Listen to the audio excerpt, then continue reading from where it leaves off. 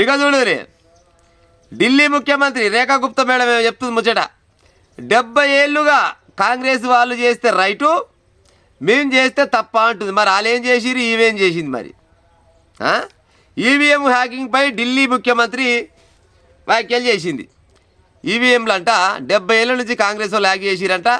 ఆయన ఏం తప్పు లేదు, కానీ మేము వచ్చి నిండా 3 శుక్రాలు కాలేదు, మేము చేయంగా తప్పడుతున్నారు ఎందుకు మీరు అని మాట్లాడుతుంది.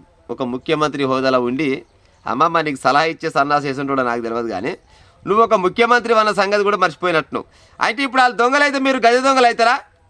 మీరు ఇద్దరు పొత్తులు కలిసి ఇప్పుడు దేశాన్ని మొత్తం సర్వనాశనం చేద్దామని చూస్తారు కదా. అయితే ఇప్పుడు ఈవీఎం ఇప్పుడు ఏంది హ్యాకింగ్ జరిగిందని ఒప్పుకున్నట్టేగా లెక్క. మరి ఓట్లు ఏమక్కరకు పెట్టినట్టు? మరి మీరు ఓట్లు ఏమక్కరకు పెట్టినట్టు అంటున్నా. భారత రాజ్యాంగం ప్రకారంగా ఓటు వేయాలి, ఓటు వేసినాకనే ప్రజాప్రతినిధి ఎన్నుకోవాలనే ఆలోచన ఉంటుంది. మరి అలాంటప్పుడు మరి ఓట్లు పెట్టడం దేనికి? మరి ఏమక్కరకు పెట్టినట్టు ఓట్లు? మరి ఈ మాత్రం దానికి ఓ ఎలక్షన్ కమిషను, ఓట్లు వేయాలి, ప్రచారం చేయాలి, బ్యానర్లు పేపర్లు పంపాలి, కడపత్రాలు పంచాలి, మేనిఫెస్టో వేయాలి, ఇవన్నీ ఖర్చులు ఎందుకు చెప్పురి? నిమ్మలంగా కాంగ్రెస్ వాళ్ళు, బీజేపీ వాళ్ళు మీరు చెరొక మిషన్ కొనుక్కొని పెట్టుకోరు. 5 ఏళ్ళు మీరుండ్రు, 5 ఏళ్ళు వాళ్ళుండ్రు. ఇక జంజాడు పోద్ది. ఇక ఓట్లకు రాకురి, ఏమి రాకురి. కనీసం ఇంత ఖర్చాన మిగులుతుంది, ఎలక్షన్ ఖర్చాన మిగులుతుంది. జర్రనన్న శరం పేగలేనట్టు పాడైపోయి రాజకీయ నాయకులకు. ఎంత ముద్ద చెప్తుంది మేడము? వాళ్ళంటే 70 ఏళ్ళ నుంచి చేస్తున్నారంట, వాళ్ళకి ఎలాంటి తప్పు లేదంట. మేము వచ్చి నిండా 3 శుక్రాలు కదా మేము చేసి తప్పడుతున్నారు, ఎక్కడ లెక్క ఇది రాహుల్ గాంధీ అని మాట్లాడుతుంది.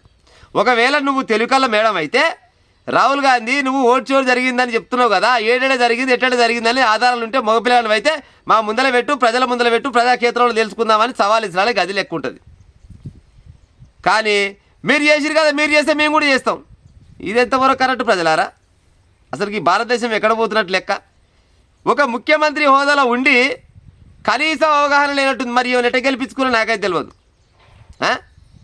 అది ఢిల్లీకి ముఖ్యమంత్రి మళ్ళీ ఈమె, అక్కడిక్కడ కాదు, ఏదో మారుమూల రాష్ట్రం అన్నట్టు కాదు కదా, ఢిల్లీలో ముఖ్యమంత్రి ఈమె. ఢిల్లీలో ఉన్న ముఖ్యమంత్రికి ఇట్లా మాట్లాడితే ఎంతవరకు కరెక్టు? అంటే ఒప్పుకున్నట్టేగా లెక్క. ఇప్పుడు 70 ఏళ్ళు ఖాళీ చేస్తారు, మేము వచ్చి 10-15 ఏళ్ళ మేము కూడా చేస్తూనే ఉంటాం, ఏం చేస్తారో చేసుకోపోరు అన్నట్టు లెక్క. మరి అలాంటప్పుడు మరి ఓట్లు ఎందుకు పెట్టినట్టు? ఈ ఎలక్షన్ కమిషన్ ఎందుకు ఉన్నట్టు? ఏం చేస్తున్నట్టు? మరి ఈమె గిసోడి మాట అన్నది. గిసోడి మాట అంటే మరి ఈమెకి ఇప్పుడు ఏం శిక్ష చేస్తట్టు? లేదు, ఈవన్న మాటే కరెక్ట్ అనుకుందాం. మరి 70 ఏళ్ళు ఖాళీ చేసిరు కదా, మరి వాళ్ళకేం శిక్ష చేస్తట్టు? వాళ్ళకి శిక్ష చేయరు, వీళ్ళన్నందుకు వీళ్ళకి శిక్ష చేయరు.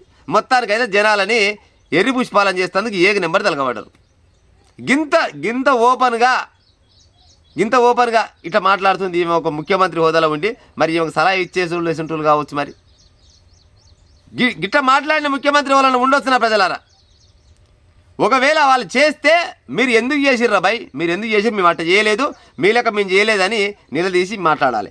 అంతేగాని మీరు చేసిరని మేము చేస్తున్నాం, మేము చేసిరని మీరు చేయరు. మీ ఇద్దరు పోతున్నా కలిసి ఒక మిషన్లు కొనుక్కొని దగ్గర చెరొక మిషన్ కొనుక్కొచ్చుకొని మీరు కొన్ని రోజులు వాళ్ళు కొన్ని రోజులు నుండి ఇక ఎలక్షన్ కమిటీ పెట్టకూరి, ఏం పెట్టకూరి, ఇక మీ అంతా మీరు వేసుకుని జంజాడు పోద్ది. ఖర్చు కూడా మిగులుతుంది కదా.